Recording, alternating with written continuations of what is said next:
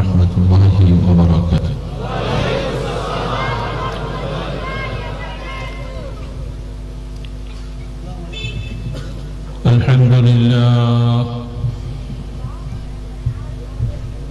الحمد لله نحمده ونستعينه ونستغفره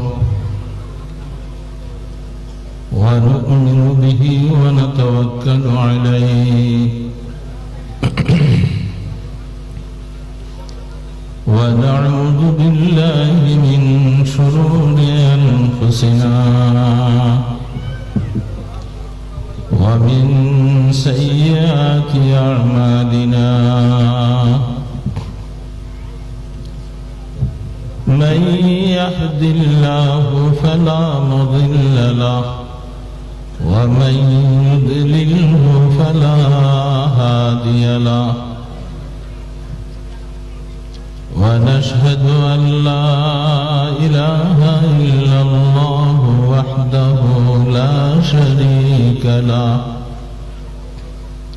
ونشهد أن سيدنا ومولانا محمدا عبده ورسوله. أما بعد فاعوذ بالله من الشيطان الرجيم. بسم الله الرحمن الرحيم.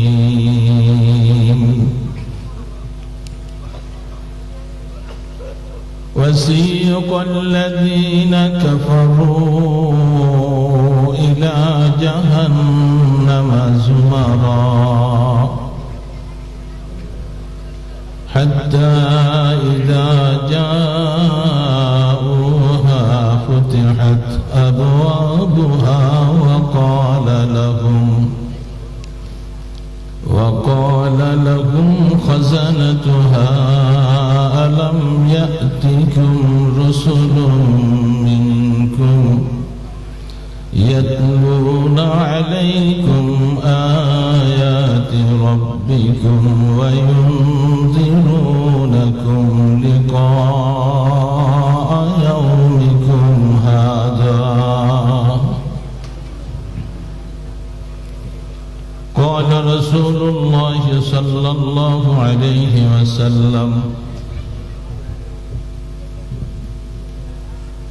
من تمسك بسنتي عند فساد أمتي فله أجر 100 شهيد أو كما قال النبي عليه الصلاة والسلام.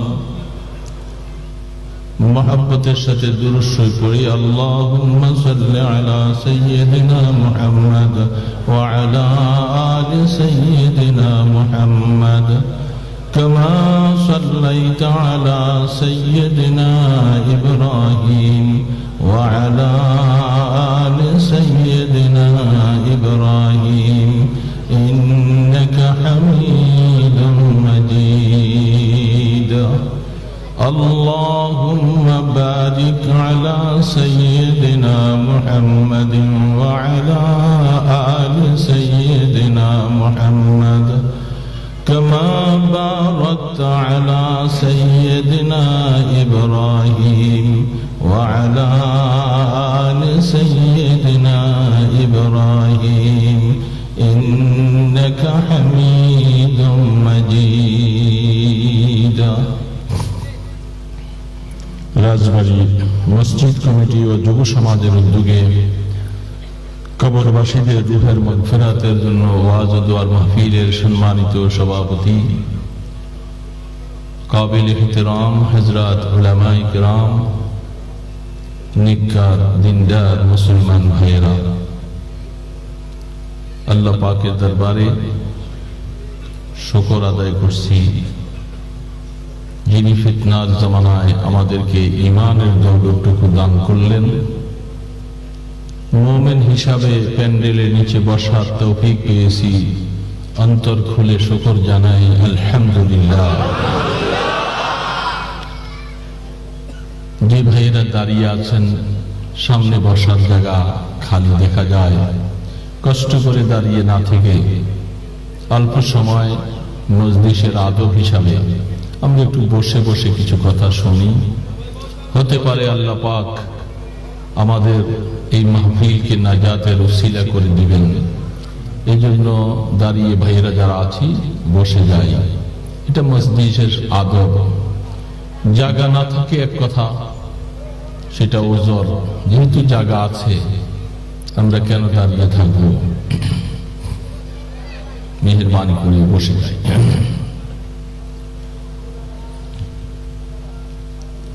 মসজিদ কমিটির পক্ষে, যুব সমাজের পক্ষ থেকে আয়োজিত, শ্রোতারাও মাশাআল্লাহ বেশি দেখা যায় যুবক, মুরব্বী কিচেমের লোক খুব কম। যুবকরা মাহফিল শোনার জন্য এই সময়টা কোরবানি করেছেন, এটা তাদের জন্য অনেক বড় একটা কোরবানি। যুবকেরা রাস্তায়, টেলিভিশনের সামনে, বিভিন্ন রকমের ফেসবুকের সামনে বসে থাকে, সেগুলা সব কিছুকে জলাঞ্জলি দিয়ে, কোরবানি দিয়ে যারা কোরআনের মাহফিলে, হাদিসের মাহফিলে আসতে পারছে, আমরা আশা করব আল্লাহ পাক আমাদের সকলকে উসিলায় যেন পরিপূর্ণ হেদায়েত দান করে দেন। হেদায়েত কার হাতে ভাই? সকলে আমরা মুমিন, আমরা আল্লাহ পাকের তরফ থেকে ঈমানের দৌলত পেয়েছি। এটা এই বর্তমান জমানার জন্য কম কথা নয়, অনেক বড় দৌলত। সব কিছুই আছে, ঈমান নাই, তার মূল্য আল্লাহ পাকের কাছে 2 পয়সাও নাই। দুনিয়ার কোন আড়ম্বনা তার কাছে নাই, ধন সম্পদ তেমন কিছু নাই, ঘর বাড়ি তেমন কিছু নাই, কিন্তু তার অন্তরে আল্লাহ পাক ঈমান দিয়েছেন। আল্লাহ পাক তাকে সবচেয়ে বেশি মূল্যবান সম্পদ দান করেছে। ঠিক না বেঠি? দুনিয়ার সম্পদের সাথে ঈমানের সাথে তেমন কোনো ব্যাপার সম্পর্ক নাই। আল্লাহ পাক দুনিয়ার হিসাবে কাউকেও ধন দেন, কাউকে সম্মানিত করেন, কাউকেও তেমনটা দেন না। এটা দুনিয়ার সিস্টেম। এর উপরে আমরা কেউ অন্তরে কষ্ট নিব না। কি বলেন? কষ্ট নিব? এটা তকদীরি মামলা। দুনিয়ার মধ্যে আপনাকে আমাকে পাঠাবার 1000 বছর আগে আল্লাহ পাক রিজিকের বন্টন করেছেন। দুনিয়াতে আমি কি খাবো, কতদিন থাকবো, আমার তকদিরে ভাগ্যে কি আছে, সবকিছু আগে নির্ধারণ। সেই অনুযায়ী আমার দুনিয়ার হায়াতটা কাটবে। এর জন্য কাউকে আল্লাহ বেশি দিয়েছেন, কাউকে কম দিয়েছেন, কোনো পেরেশান হওয়ার কারণ নাই। দেখার বিষয় হয়েছে আল্লাহ আমাকে ঈমানদার বানাইয়া আখিরাতের জন্য সামান কামাই করার জন্য কতটুকু মেহনত করতে পারি, আমি আল্লাহর সন্তুষ্টি অর্জন করতে পারি কিনা, এটা দেখার বিষয়। ঠিক না রে বাবা? অনেক মানুষ টাকা পয়সা কম থেকে মনে করে যে আমার সাথে পাশের বাড়িওয়ালা, সে আমার সাথী ছিল, একসাথে লেখাপড়া করেছে, সে এখন আজকে কত টাকার মালিক, আর আমি কিছুই পাই না। এই জন্য ইবাদত বন্দেগী কি করব, ইবাদত বলে করে লাভটা কি? এরকম কিছু কিছু মানুষ আছে। কি বলে? আছে না নাই? যারা আল্লাহর ভালোবাসা মহব্বতটাকে মানদণ্ড দিয়েছেন দুনিয়ার টাকা পয়সাকে কেন্দ্র করে। আসলে আল্লাহ পাক বলেন দুনিয়ার কোনো মূল্যই আমার কাছে নাই, আমার কাছে হলো তোমাদের আমলের মূল্য, ঈমানের মূল্য। এই জন্য যুব সমাজ, অল্প সময় কথা হবে ইনশাআল্লাহ। আল্লাহ পাক কি বলাবেন সেটা আমি জানি না। আল্লাহ পাক যেন আমাদেরকে এমন কিছু কথা বলার সুযোগ তৌফিক দান করেন যার মাধ্যমে আমাদের হেদায়েতের সামান হয়ে যায়, আমাদের জিন্দেগিটা যেন পরিবর্তন হয়ে যায়। সবাই বলি আমিন। মানুষ এখানে যারা বসছি এদের মধ্যে আলেম আছে, বয়োজ্যেষ্ঠ মুরব্বী আছে, স্কুল কলেজের ছাত্ররা আছে, ব্যবসায়ী আছে, সব লাইনের মানুষ আছে না নাই? সবার মর্যাদা কি আল্লাহ পাকের কাছে সমান? একরকম দেখলেই শুধু সমান হবে না, একই জায়গার মধ্যে বসবাস করলে সমান হওয়া যায় না, একই পরিবেশে জীবন কাটলে সমান হওয়া যায় না। আল্লাহ সুবহানাহু ওয়া তাআলা এই ধরনের জমিনের মধ্যে বহু মানুষ রাখছে যাদেরকে চেহারায় নমুনায় আমাদের মতো দেখা যায়, কিন্তু এরা ঈমানদার না।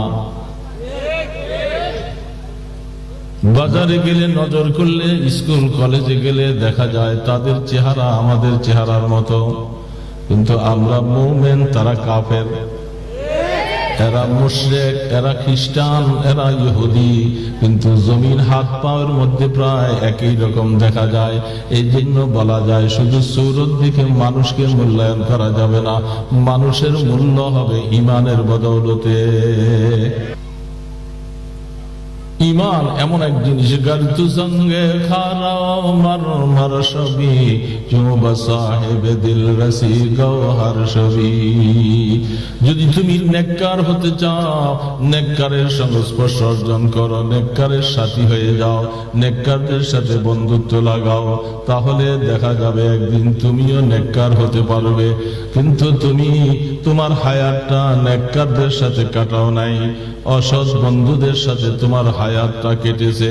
যে নামাজ পড়ে না, যে আল্লাহকে ডাকে না, রাসূলকে চিনে না, তার সাথে চললে তুমি নেককার হতে পারবে না। এই জন্য বুঝে শুনে আমার হায়াতটা কোথায় কাটাবো আমাকে সিদ্ধান্ত নিতে হবে, ঠিক না বেঠি? आदमी अद्दा दई बाजम मुसलमान कर दई, ऐ खुदा कुर्बा शवम एहसान बर एहसान कर दई। আল্লাহ আমাদেরকে শুধু মানুষ বানিয়ে ছেড়ে দেন নাই। বহু মানুষ আছেন, শুধু মানুষ হলেই দামি হওয়া যায় না। কি বলে, শুধু মানুষ হলেই দাম হয়ে যায়? মানুষ বানিয়েছো আল্লাহ, শুধু মানুষ নয়, আমাকে ঈমানদার বানিয়েছো, আখিরি জামানার পয়গম্বরের উম্মত হওয়ার তৌফিক দান করলা। অনেক বড় নিয়ামত দিয়েছো। আমাদের মতো জ্ঞানে গুণে অনেক মানুষ আছে যারা কলেমা পড়তে পারে নাই, যারা মুশরিক, যারা মূর্তি পূজা করে, দেব দেবীর পূজা করে, গাছ পূজা, মাছ পূজা করে। অনেক মানুষ নিজেদেরকে খ্রিস্টান বানিয়েছে, কেউ ইহুদি হয়েছে, কেউ বৌদ্ধ হয়েছে, কেউ কাদিয়ানি হয়ে যায়, বিভিন্ন ভাবে হয়ে যায়। চেহারা দেখে বোঝা যাবে না যে আমি ঈমানদার নাকি কাফের। এই জন্য যেরকম চেহারা হওয়ার জন্য আল্লাহ রসুল আপনাকে আমাকে বলেছিলেন, আফসোস আমরা সেই চেহারা বানাইতে পারি নাই। কারণ যদি চেহারা ওরকম বানাতে পারতাম, আমাদেরকে দেখলেই বুঝা যেত আমরা ঈমানদার না কাফের। এটা জমানার বিবর্তনে আমাদের অবস্থা এরকম হচ্ছে। সাহাবায়ে কেরামদের যুগে আল্লাহর পয়গম্বরের হাতে যারা হাত দিয়ে ঈমান গ্রহণ করেছেন, ওই সমস্ত সাহাবা 100-তে 100 জনকে যদি আপনি তাকান, তাদের দেখা যাবে সুরতে এবং সিরতে মুহাম্মদুর রাসূলুল্লাহ সাল্লাল্লাহু আলাইহি সাল্লামের আখলাক আর চরিত্র তাদের মধ্যে পরিপূর্ণ 16 আনায় 16 আনা। ওই জামানার মধ্যে ইহুদিয়া মুসলমানকে দেখলেই পার্থক্য হয়ে যেত, কিন্তু জামানার বিবর্তনে আমরা এমন এক জামানায় আসছি বাবা, চতুর্দিকে ইসলাম বিধ্বংসী কামানগুলি ফিট করে রাখছে। আমরা আমাদের ঈমানের বলে আমাদের চেহারা সুরতকে মেড ইন মদিনা বানাইতে পারি নাই, যার কারণে বাজারে গেলে মুমিন আর মুসলমানের মধ্যে চিনা বড় মুশকিল। কিরে বাবা, ঠিক না বেঠি? কেউ রাগ করবেন না, আমি বুঝার জন্য বলতেছি, রাগ করতেছো বাবা? এটা সময়ের বিবর্তন হয়ে গেছে। কে মুমিন কে কাফের এটা তাকে বুঝার জন্য আল্লাহর পয়গম্বর আমাদেরকে বারবার বলছেন। কোরআনে বলছে জারু জাহিরাল ইসমি ওয়া বাতিনা, তোমাদের জাহিরকে, তোমাদের বাহ্যিককে তোমরা সুন্দর করো, তোমাদের ভিতরকে সুন্দর করো। বাহ্যিক দৃষ্টিতে তুমি গুনাহ ছেড়ে দাও, তুমি গোপনীয় ভাবে যে গুনাহ করতা সেগুলো ছেড়ে দাও। যদি এগুলা ছেড়ে দিতে পারতাম, আমাদের চেহারা শুরুতে আমাদেরকে মেডিন মদিনার মতো দেখা যেত। যেহেতু আয-যাহিরু আনিল বাতিন, মানুষের বাহ্যিকটা ভিতরের উপরে অনেক সময় নির্ভর করে, ঠিক না? অনেক সময় আমরা বলে থাকি বাহ্যিকের প্রয়োজন নাই। হ্যাঁ, যেই জামানা আসছে এই জামানায় অবশ্যই আমাদের বাহ্যিক শুরুত পরিবর্তন হওয়া দরকার, ঠিক না? কিন্তু পারতেছি না কেন? নফস নামীয় একটা শয়তান দুশ্মনের কারণে আমরা পারি না। যেই সমাজে বসবাস করি, সমাজের সব মানুষগুলি দেখা যায় তারা বাহ্যিকের কোনো ধার ধারে না, বলতেছে আমার দিলের মধ্যে শুধু ঈমান থাকলেই চলবে। এই কথা বলে কি বলে না? শুধু আমার ভিতরে ঈমান থাকলেই চলবে। রাসূল পাক সাল্লাল্লাহু আলাইহি ওয়াসাল্লামের সাহাবাদের জীবন দেখো। আল্লাহর পয়গম্বর যখন হিজরতের রাত্রে যখন চলে যাচ্ছিলেন, 3 দিন গারে সুরের মধ্যে থাইকা কাফের মুশরিকেরা আল্লাহর পয়গম্বরকে সহ্য করতে পারে নাই। ইতিহাসগুলি আমাদের কাছে জানা আছে। রাসূলের কি অপরাধ ছিল? মক্কার নেতৃত্ব সর্দারি কি আল্লাহর রাসূল চেয়েছিল কিনা? বলেন, মনোযোগ সহকারে কথা না শুনলে বোঝা যাবে না। রাসূল কি চাইছে যে আমাকে মক্কার নেতা বানিয়ে দাও?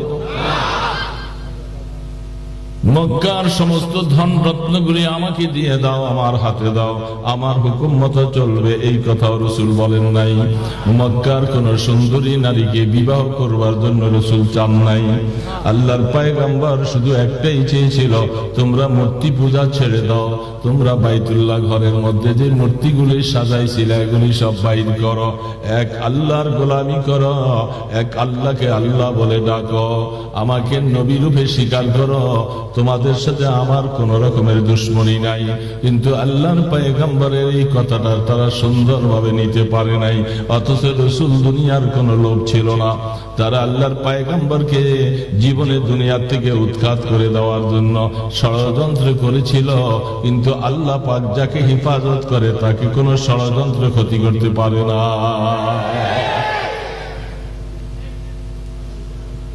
কষ্ট হয়েছে, আল্লাহর পয়গম্বরকে কষ্ট দিয়েছে, কিন্তু রাসূলের জীবনকে তারা মিটিয়ে দিতে।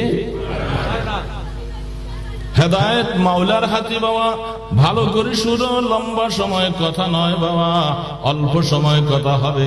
আমার যুবক বাবাজিরা হেদায়েতের দিকে মুহতাজ হয়ে যায়, মাওলার কাছে হেদায়েত। আল্লাহ যদি আমাদের সিনাটা খুলে দেয়, আমরা যদি সঠিক রাস্তা বুঝতে পারি, আল্লাহ পাককে যদি চিনতে পারি, আমাদের জীবনটা দামি হবে। আমরা পৃথিবীতে চিরজীবনের জন্য থাকতে আসি নাই, ঠিক না বেঠি? আমাদের দাদা, নানা নানি, মা বাবা যারা পূর্বপুরুষ ছিলেন, ওরাও তো এই দুনিয়ায় থাকতে চাইছিল, কি বলেন? চাইছিল না? থাকতে কি পারছে? তাতে বোঝা যায় আমি এখন যুবক, সময়ের বিবর্তনে আমি বুড়া হয়ে যাব, বৃদ্ধ হয়ে যাব, আমাকে পৃথিবীতে থাকা যাবে না।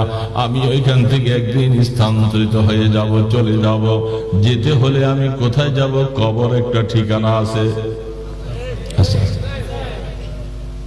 গতকাল মুন্সিগঞ্জের ওইদিকে একটা প্রোগ্রামে যাচ্ছি, শহরের দিক দিয়ে যখন যাইতেছিলাম, দূরের থেকে অনেকগুলি মানুষ একটা খাটের মধ্যে একটা লাশ নিয়ে যায়। আমি দূরের থেকে লাশটা দেখে মনে করছিলাম বুঝি কোনো মুসলমান হবে, ইন্নালিল্লাহ পড়ে ফেলছিলাম, কারণ লাশ দেখলেই তো বোঝা যায় যে ইন্নালিল্লাহ পড়বো। আস্তে আস্তে গাড়ি আগাতে আগাতে দেখি যে হিন্দুরা হরিবল বলে, রাম রাম বলে বলে তাদের লাশটা নিয়ে যাচ্ছে। তো মনে মনে আফসোস করলাম, তোমাদের জীবনটার কি হালাত। সেই লোক এই সমাজে থাকলো, তাকে পায়খানার রাস্তায় মুখের মধ্যে আগুন দিবে তার আপনজন। সর্বপ্রথম মুখে আর পায়খানার রাস্তায় আগুন দিবে, আগুন দিয়ে তারপরে সে আগুনের অবস্থায় যখন মোড়ামুড়ি দিয়ে উঠবে তখন লাঠি দিয়া তাকে বাঁশ চক্কা করে এইভাবে খাই দিয়া চাপ দিয়া বলে, এইভাবে করে তাকে আস্তে আস্তে করে জ্বালিয়ে শেষ করে আপনজনরা। এটা বড় একটা আফসোসের কথা যে কেমন একটা ধর্ম, নিজের আপনজনকে। আরে আমরা আমাদের কি আল্লাহ পাক যে রসুলের মাধ্যমে নবীর মাধ্যমে যে তরিকা শিখিয়ে গেছেন, আমরা আমাদের মুরব্বীদেরকে কত সুন্দর করে যত্ন করে আতর গোলাপ লাগিয়ে, হ্যাঁ, কাপড় দিয়ে পেঁচে সুন্দর করে তাকে মাটির নিচে ইজ্জতের সাথে রেখে আসি। এই সিস্টেমটা এত সুন্দর সিস্টেম, এটা তাদের কাছে ভালো লাগলো না। তারা বলে আমরা দুনিয়াতেই তাদেরকে জ্বালাইয়া শেষ করে দিলাম, এই জ্বালানোই শেষ, তাদের পরজীবন বলতে আর কিছু নাই।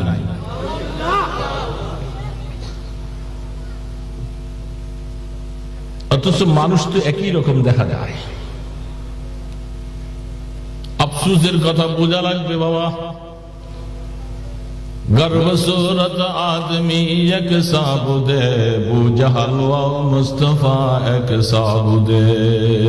শুধু মানুষ যদি হতো, আরে আবু জাহাল তুমিও মক্কার মাটি থেকে তৈরি হয়েছ, আমাদের রাসূল আল্লাহ পাক মক্কার ভূমিতে জন্ম দিয়েছেন। যদি মানুষের মাটি আর সুরতের বেশ কম হতো, সে কাফের হতো না, তিনি নবী হতেন না। হেদায়েত তার কপালে নাই।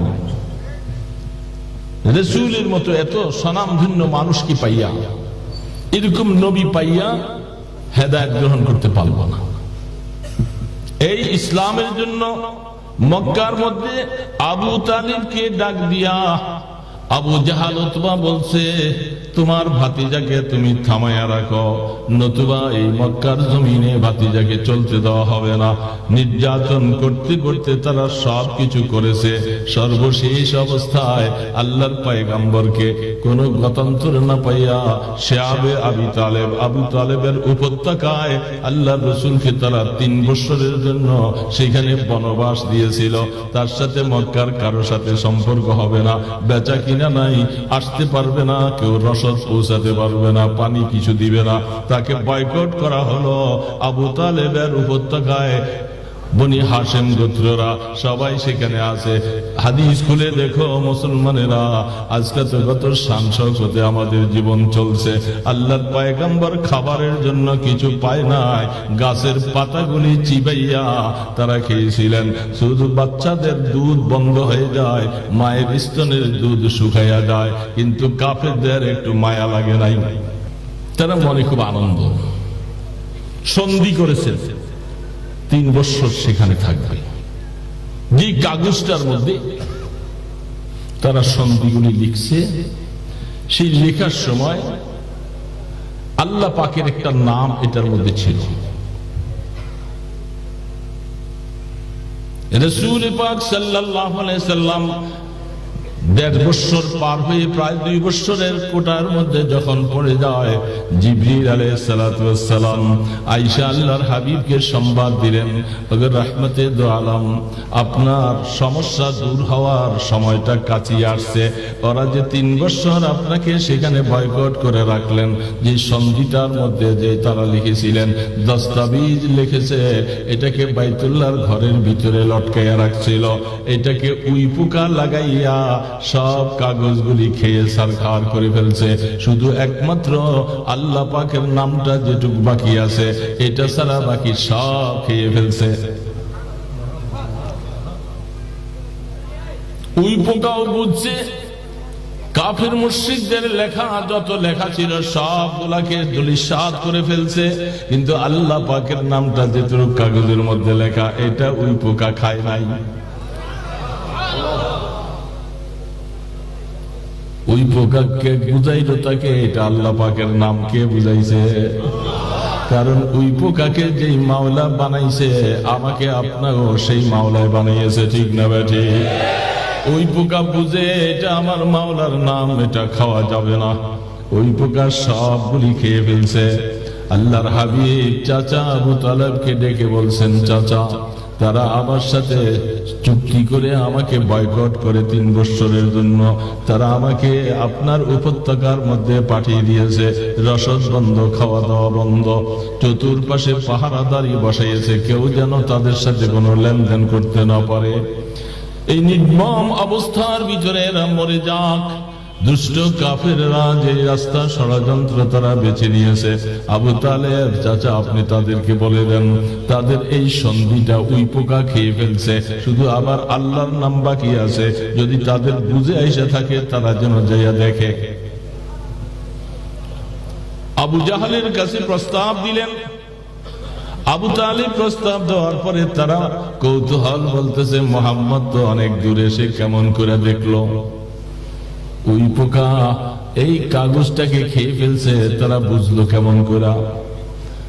আবু তালেব চিন্তা করেছে ভাতিজা কোনোদিন মিথ্যা কথা বলে নাই, আমার ভাতিজা যা বলছে এটা বাস্তব হবে। আবু জাহাল যদি আমার ভাতিজার কথা যদি সত্য হয়ে থাকে তাহলে ভাতিজার উপর থেকে বয়কটটাকে সরাইয়া দিবা, আর যদি ভাতিজার কথাটা সত্য না হয় আজকের থেকে ভাতিজাকে তোমাদের হাতে সুপর্দ করে দিব, তোমাদের যা ইচ্ছা তাই করবা, আমি আর ভাতিজার জিম্মাদারি নিব না। কাফের মুশরিকরা চিন্তা করেছে ভালো পরামর্শ, মুহাম্মদ দূরে থাইকা এটা দেখতে পারে না, অবশ্যই কথার মধ্যে 2 নম্বর কিছু হয়ে যাবে। আবু তালেব বড় কাফের মুশরিকদেরকে নিয়ে বাইতুল্লাহ ঘরের দরজা খুলে ভিতরে যাইয়া তাদের লিখিত সেই লটকানো কাগজটা নামায় না এদের সামনে যখন ফেলে দেয়, সবাই নজর করে অবাক হয়ে যায়। নবী মুহাম্মদ রাসূলুল্লাহ যা বলছিল তা 16 আনা বাস্তবায়ন, আল্লাহর নাম ছাড়া আর কিছু বাকি না।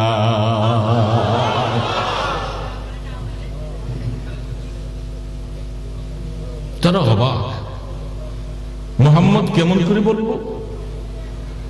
চিন্তা ঢুকছে। আবু তালেব সেখানে, বড় বড় কাফের মুশরিক সবগুলি সেখানে।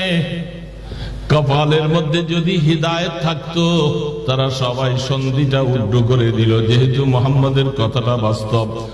আবু তালেবের উপত্যকা থেকে তাদেরকে এখন মক্কার আবাস ভূমিতে আসার মতো অনুমোদন হয়ে গেল। কিন্তু কপাল পোড়ারা এমন একটা ঘটনা আল্লাহ রাসূল যখন বলে দিলেন, এটা দেখার পরে তাদের সবাই সদল বলে মুসলমান হওয়া দরকার ছিল, ঠিক না? যে এমন একটা কথা, মুহাম্মদ তিনি যদি নবী না হবেন, ওহীর সাথে সম্পর্ক যদি না হবেন, তিনি এই কথাটা বলতে পারতেন না। নিশ্চয়ই ওহী আছে, আসমানের রব তার কাছে খবর পৌঁছে দিয়েছেন। আমরা বাস্তবে দেখলাম এতদিন পর্যন্ত উই পোকা সব খেয়ে ফেললো, আল্লাহ পাকের নামটা খেলো না, আমাদের আর তোমার সাথে বিরোধিতা করার কোনো প্রয়োজন নাই, আসো এই আপনাকে নবী স্বীকার করে আমরা কলেমা পড়ে মুসলমান হয়ে যাই, দরকার ছিল না? কিন্তু কপালে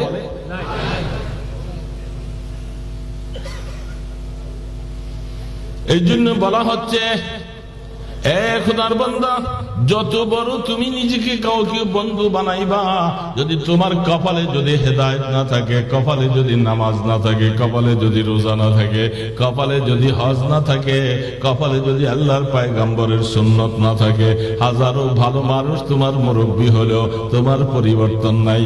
তুমি এইভাবে জীবন কাটাইবা, বুঝবারও চেষ্টা করবা না কোনটা হেদায়েতের রাস্তা, কোনটা আখিরাতের রাস্তা, এটা তুমি বুঝবা না, কারণ তকদীর খারাপ।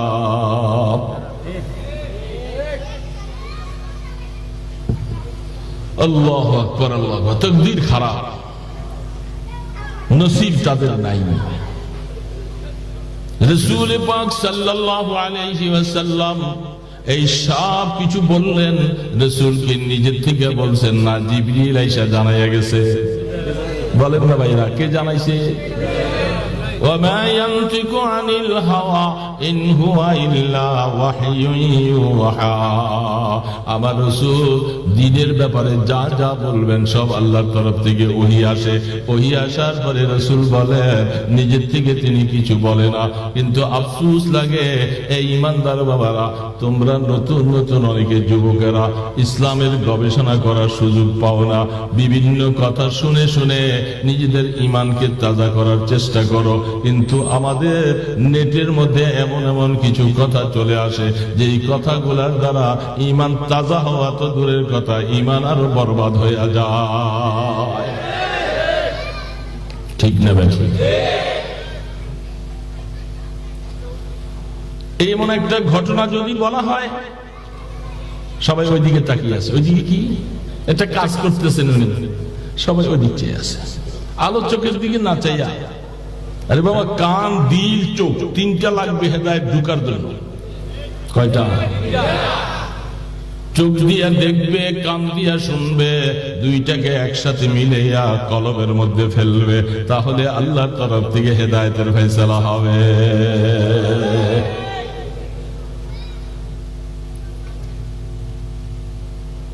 আমাদের এটা স্বভাব, কিছু একটা হলে দেখি একজন মানুষ আসতে থাকে পাশে দিয়ে, সব আলোচনা রেখে ওই দিকে চেয়ে থাকে। কিছু কিছু মানুষের স্বভাব আছে, ওই সময় কন্ট্রোল করে রাখতে হবে, আমি সেদিকে তাকাবো কেন। এইটাই আমাদের সমস্যা। রাস্তায় চললে সুন্দরী নারীগুলি দেখলে আমরা চোখ ফিরিতে পারি না। ঠিক না বেঠি?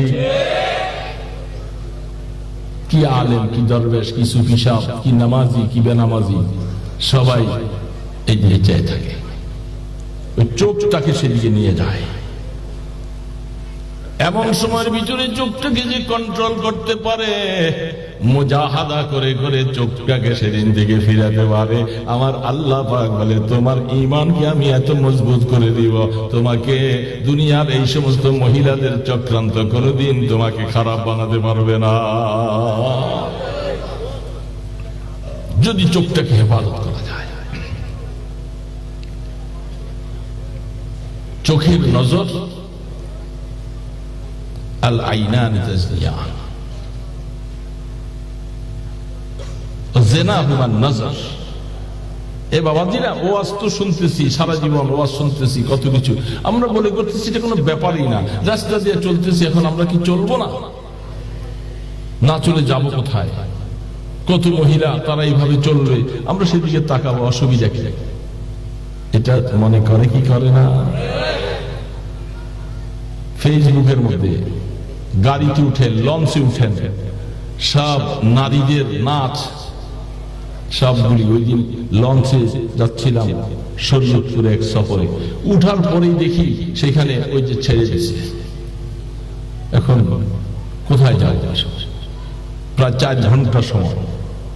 এই 4 ঘন্টার সময় আল্লাহর উপরে ভরসা করে, মাওলা তুমি যদি কন্ট্রোল না করো, তুমি যদি তৌফিক না দাও, এই সময় চোখ বাঁচানো বড় কঠিন।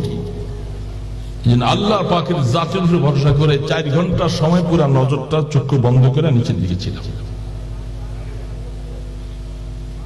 উপায় নাই, কারণ এই অবস্থা আমাকে যাইতে হবে, আমার কথা কেউ শুনবেও না। যারা এটা চালাইতেছে আর যারা এটা দেখতেছিল, এখানে সম্ভবত 2-1 ছাড়া সবাই মুসলমান। সবাই কি? নারী পুরুষ একসাথে বসে নেকেড ছবিগুলি দেখাচ্ছে, নাচ গান দেখাচ্ছে, কি অবস্থা! এগুলি দেখে দেখে ঈমান তাজা হয় না ঈমান শেষ হয়? এই অবস্থা দেখার পরে যে আল্লাহু আকবার বলে নামাজের মধ্যে দাঁড়াবে, মাগরিব, জোহর, আসর। আরে বাবা, আগে লঞ্চে সফর করলে দেখলাম অনেক সময় নামাজের সময় বহু মুসল্লিদেরকে নামাজে পাওয়া যায়, মাত্র মাগরিব পড়লাম, আসর পড়লাম। আমাদের দেবক মাদ্রাসার মুফতি আব্দুল সবুর সাহেব ছিল, বলে আফসোস করে বলে, হুজুর আমাদের নানার দেশ, সেই দেশে আগে লঞ্চে বহু চলতাম, লঞ্চের মধ্যে আসর মাগরিবের সময় নজর করলে বহু মানুষ 2-3টা জমাত হয়ে যেত।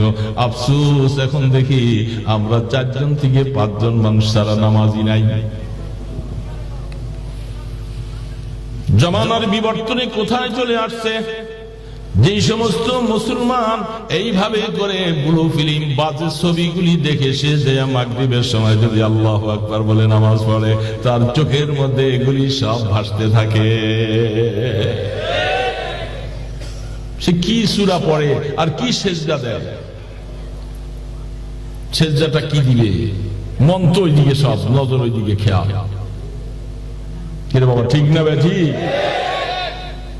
রাস্তায় চলতে থাকো যুবক, শহরে যাও, রাস্তার পাশে নৌকায় ঘাটে বিভিন্ন জায়গায় এই মানুষের ঈমানকে নষ্ট করার জন্য কিভাবে করে যেতে থাকে।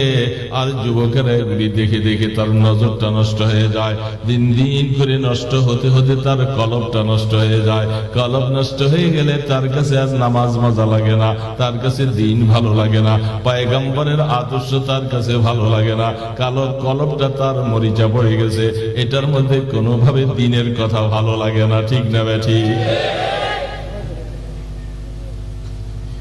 सुनते सुनते नगमा है महफिले बेदात को, कान बहरा हो गया है दिल बदमजा होने को है। যে বাবা এই সব কিছুর চাবিকাঠিটা দিলের মধ্যে, যেহেতু এগুলি সব দিলের মধ্যে যেয়া পোড়া পোড়া দিলটা অন্ধকার হয়ে যায়। যখন অন্ধকার হয়ে যাবে এই দিলের দ্বারা ভালো কাজ কোনো সময় হবে না। এই দিলটাকে আগে ভালো করা লাগবে, পরিষ্কার করা লাগবে, মেডিসিন দিয়া দিলটাকে ধোয়া লাগবে। কাল্লা বাল রানা আলা কুলুবিহিম মা কানু ইয়াকসিবুন। একটা গুনাহ করলে একটা দাগ পড়ে। গায়ের সাদা কাপড়টা পান খায়, বিভিন্ন খাবার খেতে খেতে একটা একটা করে দাগ পড়তে পড়তে এই জামাটা নিয়ে আর সমাজে বাইর হতে মনে চায় না। ঠিক না ঠিক? লন্ডরিতে দিয়া ধোয়ার জন্য চেষ্টা করি। আর আমার আল্লাহ পাক বলতেছে, ওরে আমার ইমানদার বান্দারা, তোমরা যখন গুনাহ করতেছো, গুনার সাথে সাথে কলবের মধ্যে একটা দাগ পড়ে যায়।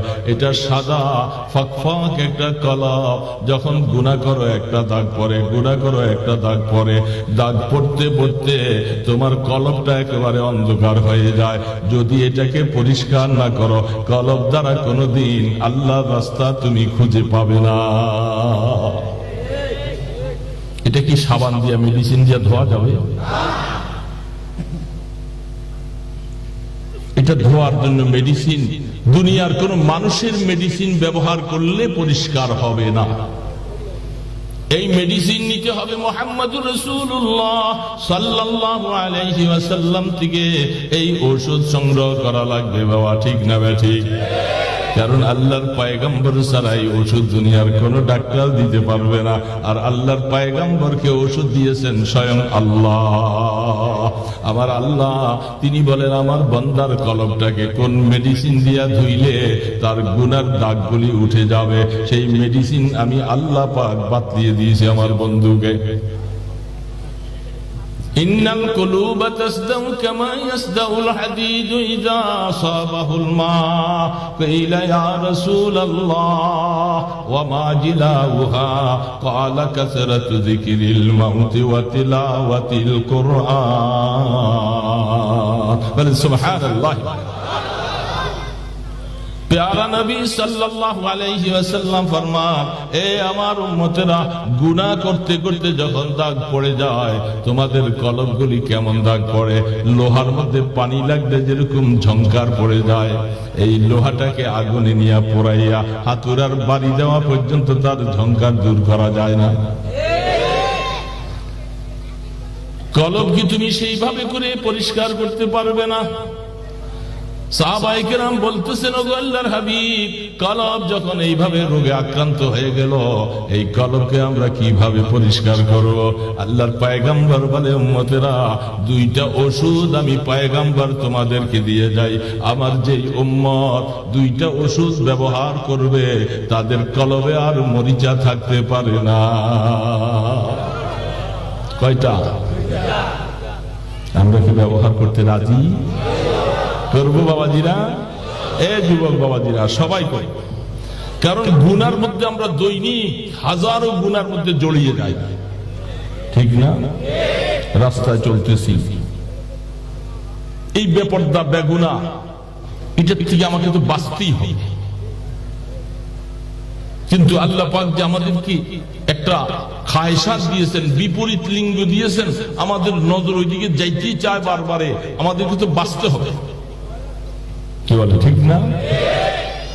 अल्लाहु अकबर। नजर उलझी है चारों सौ में, खरद गोई गई है रंगों में, न छुड़ाए दिल फगाने सहर गाही अमा शायद मिले अल्लाह में। डॉक्टर इकबाल অনেক বড় দার্শনিক, অনেক বড় শিক্ষিত। শাকওয়া জবাবে শাকওয়া লিখেছেন। ডক্টর ইকবাল এত বড় শিক্ষিত। রে বাবা, আমরা কি শিক্ষিত? আমরা কতটুকু শিক্ষা গ্রহণ করে নিজেদেরকে বলতেছি মাইট ইজ রাইট, আমার কথাটাই চলবে, বলি না? আমরা কি শিখছি? যারা অনেক বড় দার্শনিক, অত বড় শিক্ষা, কোরআন হাদিস অল স্কয়ার সবকিছু, জেনারেল লাইন, তারপরে ইংলিশ, সবকিছু তাদের কাছে পান্তা ভাতের মতো। এত জ্ঞান অর্জন করার পরে তার কথাটা কি শোনে? ডক্টর ইকবালকে তার বাবা অক্সফোর্ড বিশ্ববিদ্যালয়ে বড় শিক্ষিত হওয়ার জন্য পাঠাইছে, লন্ডন, অক্সফোর্ড। আমি বিশ্ববিদ্যালয় বলছি, আমার ভাই বলতেছে ইউনিভার্সিটি, কারণ এটা এখন প্রচলন বেশি, বুঝলেন না? ইংরেজিটা ভালো বোঝা যায়, মানুষ ইংরেজির সাথে এত সম্পর্ক হয়েছে, এখন বাংলাটা বুঝে আসে কম, ঠিক না বেঠি? ল্যাম্প চিরা যায়, বাতি চিনি না, চেয়ার চিনি, কেদারা চিনি না, ঠিক না? এটা ইংলিশ শব্দগুলি আমাদের কাছে এখন সব এমন ভাবে চলে আসছে, এটা আমাদের বাংলা ভাষার মতো পরিণত হয়ে গেছে, ঠিক না? এটা স্বাভাবিক। এই যে মাত্র 1 জানুয়ারি গেল, 2 সপ্তাহ আগে নাকি? 1 জানুয়ারিতে আমাদের নারায়ণগঞ্জের মেয়র মহোদয়, আপনাদেরই পারে মেয়র তো নাকি, উনি একটা চিঠি লিখছেন আমার কাছে, দাওয়াতনামা। দাওয়াতনামাটা খুললাম, খুলে দেখি 1 জানুয়ারি থেকে 7 তারিখ পর্যন্ত 7 দিন আলী আহমদ চুনকা পাঠাগারে আর আমাদের মসজিদের পিছনে রাসেল পার্কে যে অনুষ্ঠান মালাগুলি সাজিয়েছে, অনুষ্ঠান মালাগুলি এমন ভাবে সাজাইছে, কোন দিন কি গান হবে, কোন দিন কোন বাংলা গান হবে, কোন দিন কোন থিয়েটার হবে, এই সবগুলি সাজাইয়া একটা দাওয়াত কার্ড পাঠাইছে আমার কাছে। তো আমি দাওয়াত কার্ডটা পড়লাম, বললাম যে আর মানুষ পাইছিলেন না আপনি দাওয়াত কার্ড পাঠাই। মনে মনে চিন্তা করছে, হুজুররা চুপচাপ থাকে বেড়ার ভিতরে, একটু হুজুরের বাড়ির পাশেই যখন একটু উপভোগ করার জন্য দাওয়াতটা দেই। হ্যাঁ, জুমার দিনে জুমার বয়ানের মধ্যে আমি বলছিলাম, যারা ছিল মেয়রের যে অবস্থাটা, যেইভাবে অনুষ্ঠান মালাগুলি সাজাইছে, এই মুসলমান তোমরা অনুষ্ঠানে গেলে তোমাদের ঈমান ধ্বংস হয়ে যাবে। ভয় লাগতেছে, এখনো পার্ক সুন্দর ভাবে তৈরি হয় নাই, এখন এই যে অবস্থা, মুসলমানদের ঈমান নষ্ট করার তুমি ফান পাচ্ছ। জানি না এই পার্কটা তৈরি হলে, কমপ্লিট হলে মনে হয় এলাকা সাইডা জঙ্গলে চলে যাওয়া লাগবে, এখানে আর বসবাস করার পরিস্থিতি থাকবে না। মনে রাখো মেয়র মহোদয়, তুমি যেই সমস্ত কাজগুলি করে যাচ্ছ, নারায়ণগঞ্জের মাটিটা অত্যন্ত সুন্দর মাটি, আল্লাহ পাকের গজব থেকে নিরাপদ অবস্থার মধ্যে আছে। শীতলক্ষা নদীর 2 পারে বহু জায়গায় নদী ভাঙন হয়ে সব বিলীন হয়ে যায়, আজকে বহু বছর চলে যায়, নারায়ণগঞ্জের শীতলক্ষার 2 পারে ভাঙে না। এত ছোট শহর যদি অন্যান্য মেঘনা নদীর মতো, পদ্মা নদীর মতো যদি ভাঙন সৃষ্টি হয়ে যায়, এত বড় বড় অট্টালিকা থাকবে না, তুমি মেয়রের গদিও থাকবে না। কেন আপনি এই অবস্থা? এই কথা বললাম, যা যা বলার ছিল বলছি। তারপরে আমি প্রোগ্রামে চলে যাই, আমার মুয়াজ্জিন সাহেব বলতেছে, হুজুর ওই দিন শেষ দিনে মেয়র মহোদয় আয়েশা বিশাল মানুষকে একত্রিত করে ওয়াজ করতেছে, এই সমস্ত গানগুলি শুনে মানুষের ঈমান নাকি তাজা হয়। যারা কোরআন পড়ো, নামাজ পড়ো, অনুষ্ঠানগুলি উপভোগ যারা করবে না, তাদের ঈমান মজবুত হবে না, বলেন নাউজুবিল্লাহ। শোনার পরে মাথা অবাক হয়ে যায়, হায় রে, দুনিয়ার ক্ষমতার মধ্যে তোমরা বসেছ, জাহান্নাম খরিদ করতেছ, দুনিয়ার রাস্তাঘাট তৈরি করে দিতেছ, তোমাকে বাহবা দিতেছি, আমরা রাস্তায় চলে খুব মজা পাইতেছি, ভালো পাইতেছি, কিন্তু তুমি মনে রাখবা এই আকীদা নিয়ে যদি কবরে যাও, জাহান্নামে সারা ঠিকানা আর কোথায় হবে না।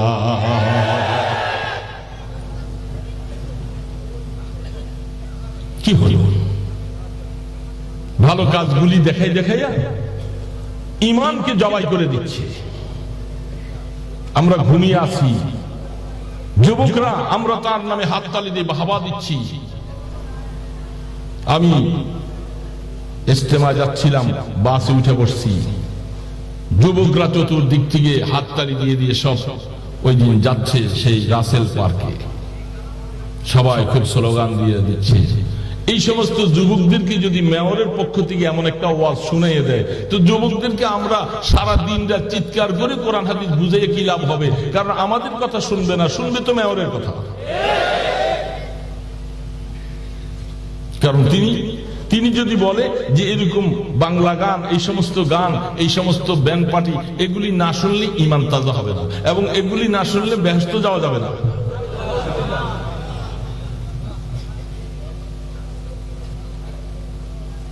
বলেন আমরা কোন সমাজে বাস করতেছি?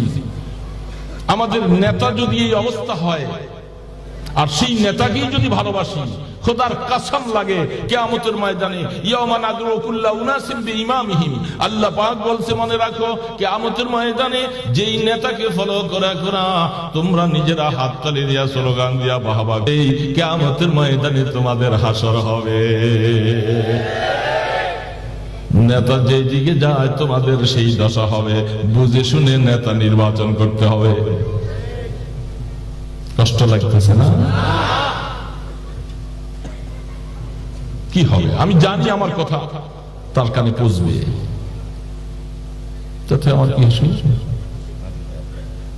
লা ইয়াখাফু লাওমাতা লাইম, ইনশাআল্লাহ। কোন মানুষের কথাকে ভয় পেয়ে হক কথা বলা বন্ধ করব, এই গলা চাপি ধরবে, এটা কোনোদিন আমরা তোমাকে বিশ্বাস করি না। সমস্ত কিছু ইজ্জতের মালিক আমার আল্লাহ।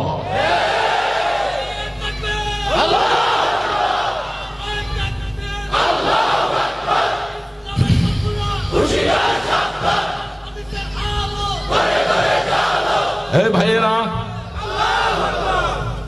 এই জন্য বলতেছিলাম শিক্ষা মানুষকে অনেক সময় বড় বানায়, দুনিয়ার লেভেলে বড় হয়, আর আখিরাতে আল্লাহ পাকের নজরে সে তুচ্ছ হয়ে যায়। আরেক দল শিক্ষা যদি সেটাকে সঠিকভাবে ব্যবহার করতে পারো, ওই শিক্ষায় আল্লাহ তোমাকে দুনিয়াতেও ইজ্জতওয়ালা বানে, আখিরাতেও ইজ্জতওয়ালা হবে। ঠিক না?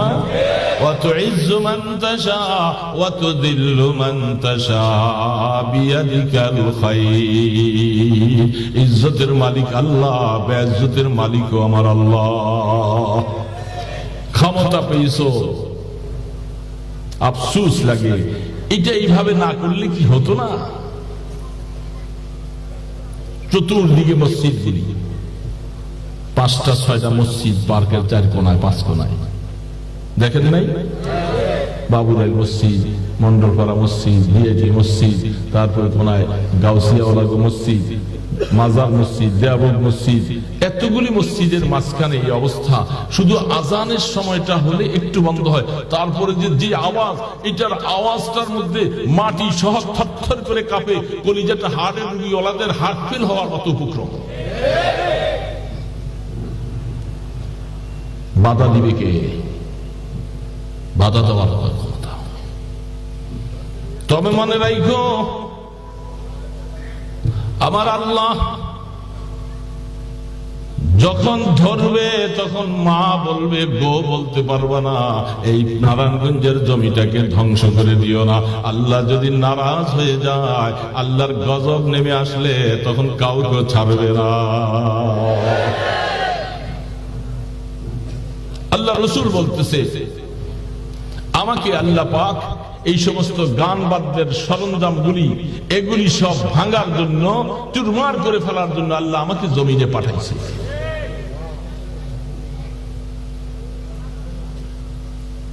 ومن الناس من يشتري لهو الحديث ليضل عن سبيل الله আল্লাহ পাক বলে যারা এই সমস্ত গান বাদ্যের সরঞ্জামাদি তৈরি করে এগুলি খরিদ করে আমার বান্দা বান্দীদেরকে গোমরা করার জন্য পথভ্রষ্ট করার জন্য যারা করে নির্বাচ মনে রাখো নিশ্চিত তোমাদের ঠিকানাটা জাহান্নাম হবে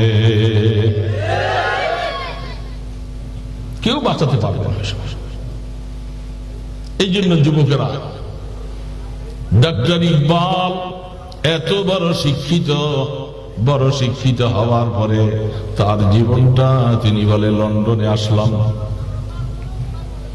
লন্ডনে আসছিলাম বড় শিক্ষিত হইয়া দেশে যাব বাবার মনের আশা আমার পোলা অক্সফোর্ড বিশ্ববিদ্যালয়ে পড়া বড় ডিগ্রি অর্জন করে আসবে অনেক গর্ব বড় শিক্ষিত হবে তো ডক্টর ইকবাল বলে বাবা তো পাঠাইলেন সেইখানে যাইয়া লন্ডনের আজ থেকে প্রায় 100 বছর হয়ে যায় 100 বছর আগের কথা প্রায়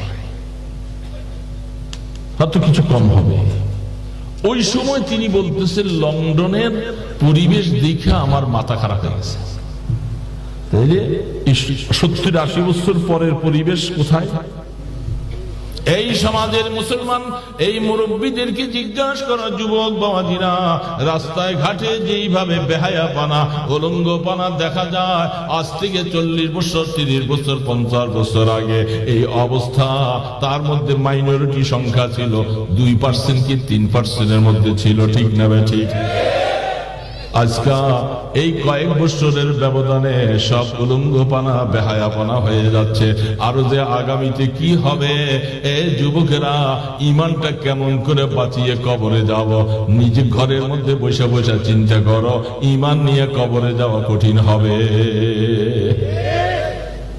যারা আল্লাহকে নিয়ে কবরে যেতে চায় যারা ঈমানের দৌলত নিয়ে কবরে যেতে চায় তারা বলে আমরা এমন মুসিবতের মধ্যে পড়ে আছি ঘর থেকে বের হইতে হবে কাজেও যাওয়া লাগবে চতুর্দিকে কাটা আর কাটা কাটা আর কাটা একটা কদম দেবার মতো অবস্থা নাই যুবকেরা কি করবে তারা তো যুবক বিপরীত লিঙ্গ আল্লাহ পাক বানাইছে আকর্ষণ শক্তি আল্লাহ দিয়েছে চুম্বকের মতো তাদেরকে এইভাবে টেনে নিয়ে যায় যুবক কি করবা কেমন করে ঈমান বাঁচাইয়া কবরে যাইবা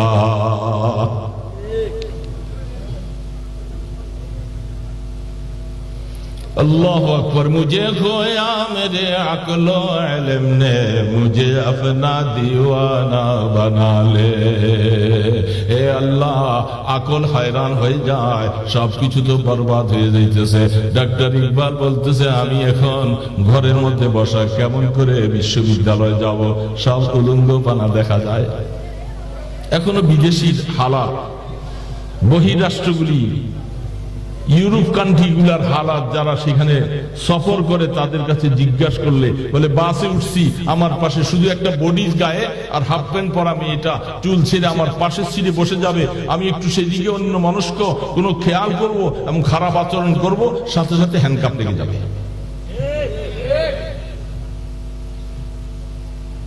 কিছু করার নেই এমন এমন অবস্থার ভিতরে কি আশ্চর্য হালাত আমার আল্লাহ সুবহানাহু ওয়া তাআলা কেমন করে আমাদেরকে মহাসমুদ্রের মধ্যে ছেড়ে দিয়েছে এখান থেকে কুল কিনারা পাইয়া কিনারা কেমন করে যাব রে বাবা হে ঘিয়ের বোতলটা সামনে রাখা মোমবাতি দিয়া যদি গরমের বাতিটা পাশে ধরো ঘিয়ের স্বভাব সে গলতেই থাকবে লাঠি নিয়ে যদি বসে থাকো ঘি তুই গলবি না গললে তোকে পিটাইয়া সমস্ত শাসন করবো জিন্দিগিটা বলে শেষ করবা ঘিকে গলার থেকে বন্ধ করা যাবে না যেখানে আমার আল্লাহ আদম আলাইহিস সালামকে বানাইয়া জান্নাতের মধ্যে বসাইয়া রাখলেন সেইখানে তার ঘুমন্ত অবস্থার ভিতরে বাম পাজরের হাড্ডি দিকে মা হাওয়া আলাইহিস সালামকে বানাইয়া বসাইয়া রাখলেন এখনো জীবনে কোনোদিন আর মেয়ে দেখে নাই বিপরীত কিছু লিঙ্গ দেখে নাই আমার আল্লাহ পাকের কুদরতি কারবার আদম আলাইহিস সালাম ওইদিকে হাত বাড়াইতেছে আল্লাহ পাক বলেন খবরদার এটা বিবাহ শাদী হইতে হবে, মোহর আদায় করতে হবে, তারপরে তোমার জন্য হালাল হবে। আজকের কথা এটা মা হাওয়া এবং আদম আলাইহিস সালামের সেই আমাদের বাবার থেকে এই নফসের মধ্যে এই আমাদের এই অবস্থা, আমাদের সন্তানদের মধ্যে সেই নসলের মধ্যে এই অবস্থা আল্লাহ পাক সৃষ্টি করেছে। এটা কারো তরফ থেকে সৃষ্টি করা নয়, বিপরীত। এখন সারা দেশে উলঙ্গপনা, বেহায়াপনাগুলি, মেয়েগুলি এমন ভাবে চলছে। গতকাল আসতেছিলাম চাঁদপুর, ওদিকে প্রোগ্রাম করে লঞ্চে এসে নামতেছিলাম, লঞ্চের ভিতরে এমন কতগুলি মেয়ে উঠছে, অবস্থা কতক্ষণ নিজের দিকে যে নামবার সময় অবস্থা, যে হালাত অবস্থা। এ কি মেয়ে না পুরুষ না ছেলে চিনার উপায় নাই। এটা কোন বাবার সন্তান, এটা আল্লাহ ভালো জানে। কতদিন আর করবা? কিন্তু জাহান্নামের ইন্ধন হয়েই গেছে। এই সমাজের যুবক গুলাকে সহজ জাহান্নামে যাইতে চায়। এ যুবকেরা, আল্লাহ পাকের দিকে ফিরো। কবর আছে, জাহান্নাম আছে, জান্নাত আছে, ফুলসেরাত আছে, ময়দানে হাসর আছে, হিসাব নিকাশ আছে।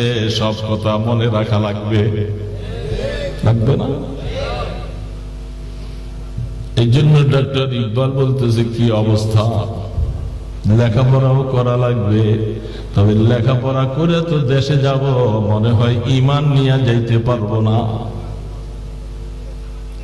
ঘরের মধ্যে আইসা রাত্রিবেলা ঘরের দরজা বন্ধ করা নামাজ পড়েছে ঘরের মধ্যে।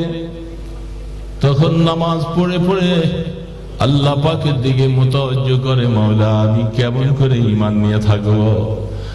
डॉक्टर इकबाल तखन এই দুইটা কথা বলে যায়, नजर उलझिया है 400 में, नजर उलझिया है 400 में, खरद खोई गई है रंगों में।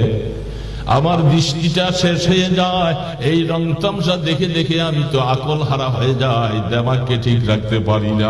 আমি বাঁচবো কেমন করে চিন্তা করতে করতে করতে করতে হঠাৎ করে আল্লাহ দিলের মধ্যে একটা বুদ্ধি দিলেন।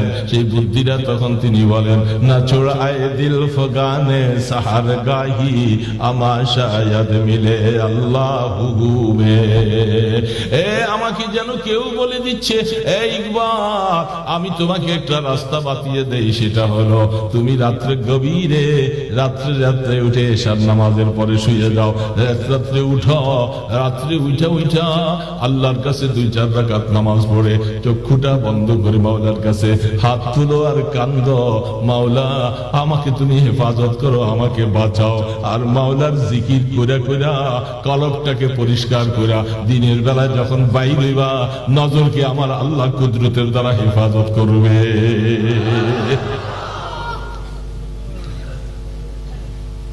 নতুবা বাঁচার কোনো উপায় নেই। রাত্রে গভীরে যখন মাওলাকে সেজদা দিয়া চোখের পানি ছেড়ে যখন যুবক ছেড়ে দিবা, আমার আল্লাহ পাক বলে, আমার ইজ্জতের কসম তুমি যুবককে হেফাজত করার দায়িত্ব আমি আল্লাহ নিয়ে নিব। তুমি রাস্তায় চলবা, এইদিকে নজর করলে নজর চলে আসবে, আরেকবার তাকাইতে মনে চাবে না, তোমার কাছে এত কষ্ট মনে হবে, তোমার কাছে মজা লাগবে না, এটা তীরের আঘাতের মতো লাগবে। আর আল্লাহ পাক বলে, আমি তোর চক্ষুকে হেফাজত করে দিব। নতুবা বাঁচা যাবে না, কঠিন হালাত। এই জন্য ইমানদারেরা বিভিন্ন অবস্থায় ফেসবুকের মধ্যে বিভিন্ন জায়গার মধ্যে দেখা দেখা এই যুবকগুলি সব ধ্বংস হয়ে যাইতেছে। বাবা, ইহুদি নাসারারা হাত তালি দিয়ে তারা খুশি, আরে মুসলমান তোরা ওয়াজ করে কয়জনকে ফিরাবি? আমরা তো এমন এক যন্ত্র আবিষ্কার করে তোদের যুবকদের হাতে পৌঁছাইলাম, তোদের যুবতীরা যুবকরা একটাও বাদ নাই, প্রত্যেকের হাতের মধ্যে উলঙ্গ নেটের ছবি সব দিয়ে দিছি। একটা মেয়ে পাবেন না গাড়িতে উঠছে, লঞ্চে উঠছে, রিক্সা উঠছে, ওই বড় একটা কিতাব লইয়া উঠছে, অথচ রিক্সা উঠতে পারতেছে না। এটা তার হাতের মধ্যে, রিক্সা ধরতে পারে না। কি বাবা, ঠিক না? ঠিক বলছি? এটা হাতে। লঞ্চে উঠতেছে এটা হাতে, আবার যে লঞ্চে বসছে বাস এই 24 ঘন্টা এটার ভিতরে ঢুকছে, ঢুকে কি অবস্থা। এই অবস্থায় লঞ্চওয়ালা টিকিট কাটতে আসে, পয়সা দেয়, আরে আফা আফা আপার তো খবর নাই, আফা এই দেশে নাই। বাবা ঠিক বলছি না ভুল বলছি? সে নাই এই দেশে, সে কোন জগতে? তো এই মেশিনের ভিতরে যদি কেউ একবার ঢুকে যায়, সে তো বড় দুশ্মন, শয়তানকে দেখে। সে আল্লাহকে দেখবে কেমন করে? সে তো নামাজ দেখবে না, সে রোজা দেখবে না, কোরআন দেখবে না, আল্লাহু আকবার, কবরের কথা তার মনে আসবে না। 24 ঘন্টার ভিতরে ঢুকা মন মস্তিষ্ক দেমাগ সব নষ্ট করে দিয়েছে। ওরে যুবক, তুমি এর থেকে বাইরে দিতে পারবা না, তোমার মৃত্যুটাও তো অত্যন্ত খারাপ মৃত্যু তোমার হবে। কেমনি ফিরবা? এখন এটা এমন একটা সংক্রামক ব্যাধি হয়েছে, এটা সারা কারো ভাত খাওয়া জুটে না, ভাত খাইতে মনে চায় না, ঘুমাইতে মনে চায় না। রাত্রে শুয়ে পড়ে 12টা 1টায়, বিভিন্ন জায়গা দোকান থেকে আসা শোয়ার পরে খাইয়া মশারির নিচে যায়, তারপরও এটা এই বোখারি শরীফ লিয়ে ঘুমায়। হ্যাঁ, রাত্র 2টা 3টা বেজে যায়। মা বাবা যদি অনেক সময় ঘর থেকে উঠে দেখে ওই ঘরের মধ্যে কি রে এখনো বাতি জ্বলে, ওই যে মোবাইলের বাতি জ্বলে, তুমি ঘুমাস নাই? মা ঘুম আসে না। আরে ঘুম আসবে কেমন করে? তুই তো লইছ একটা বড় শয়তানের বাক্স, তোর ঘুম আসবে না। চোখ নষ্ট করে ফেলছো, ভিতর নষ্ট করে ফেলছো। এই অবস্থায় দেখতে দেখতে মনে তার কত স্বাদ জাগে। আল্লাহু আকবার। যুবকটা ঘুমের ঘরে তার নাইট প্রেসার হয়ে যায়, বিবাহ শাদী করে নাই, কাপড় চোপড় নষ্ট হয়ে যায়, কিছুদিন এইভাবে হতে হতে মস্তিষ্কটা নষ্ট হয়ে যায়, কাজে মন বসে না, লেখাপড়ায় মন বসে না। মা বাবা দৌড়ায়, হুজুর আমার ছেলের জন্য একটা তাবিজ দেন, পানি পড়া দেন। তাবিজে কাজ হবে না, বড় তাবিজ তার হাত থেকে আগে সরাইতে হবে।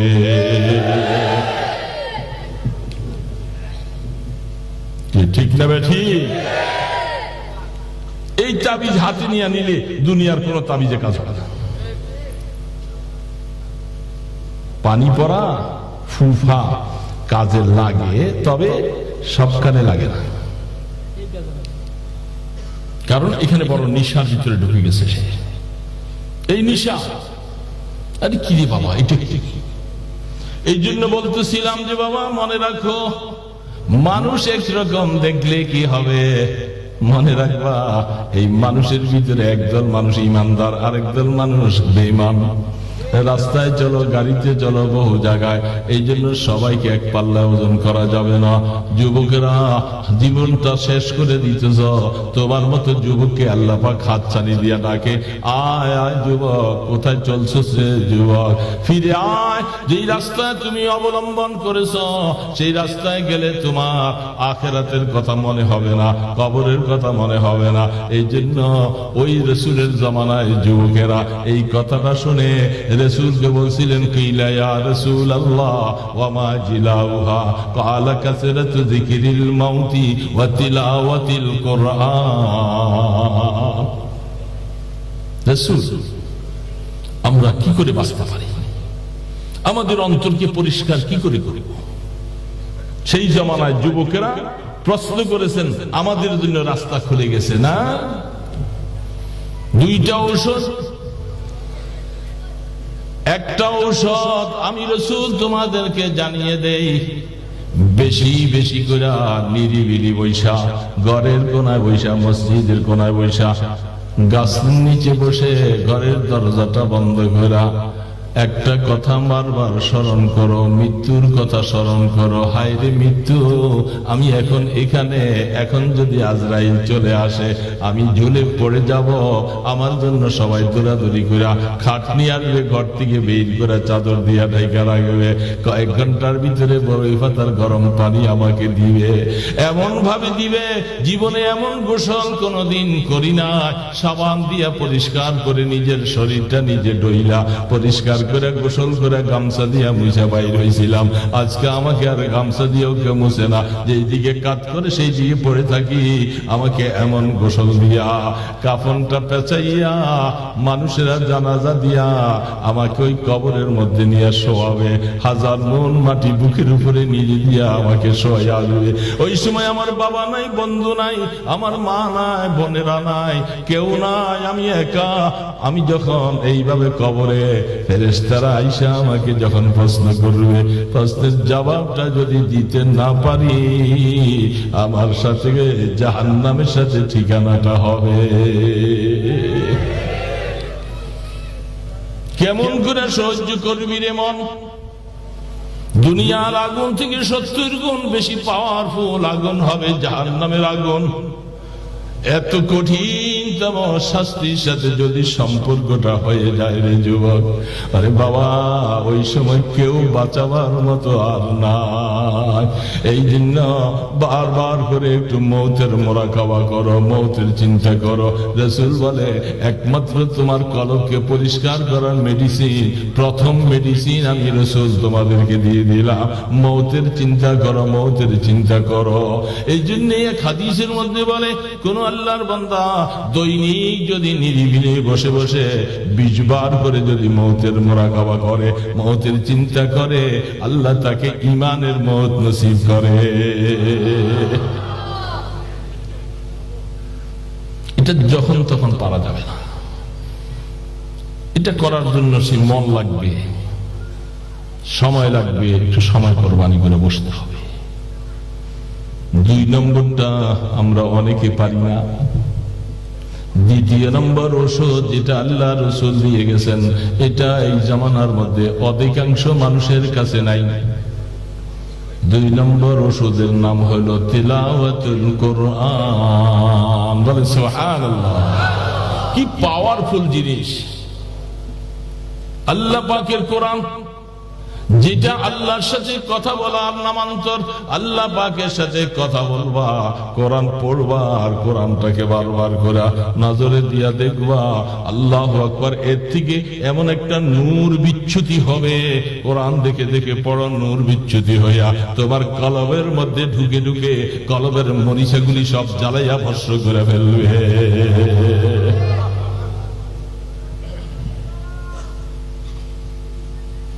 কোরআনের মধ্যে সেই পাওয়ার আল্লাহ পাক দিয়েছেন। কে দিয়েছেন?